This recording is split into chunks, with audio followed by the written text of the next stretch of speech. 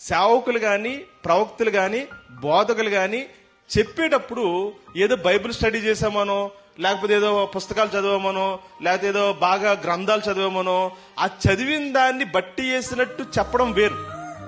ఆ బాధలు, ఆ కష్టాలు, ఆ నష్టాలు, ఆ నిందలు, అవమానాలు అనుభవిస్తూ, వాటిని జయిస్తూ, వాటిని ఓవర్కమ్ చేస్తూ, వాటిని ఎదుర్కొంటూ అలాగ ప్రయాణం చేస్తూ వచ్చే బోధ వేరు. అర్థమైంది?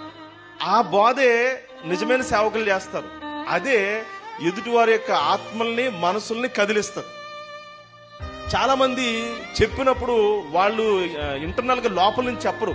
ఎందుకంటే వాళ్ళు అనుభవించరు. కష్టాలు వచ్చినప్పుడు ఎదుర్కోండి అయ్యా, నిందలు వచ్చినప్పుడు ఎదుర్కోండి అయ్యా అని చెప్తాడు. కానీ ఆయన కష్టాలు వచ్చినప్పుడు, నిందలు వచ్చినప్పుడు ఆయన ఎదుర్కోవాలా, ఆయనకు అసలు రాలేదు. అప్పుడు చెప్పినప్పుడు ఆ మజా ఉండదు, లేదా ఆ డెప్త్ ఉండదు. అందుకని దేవుడు ఏం చేసేవాడంటే ప్రవక్తలకి, బోధకులకి, సేవకులకి కష్టాలు పెడతాడు.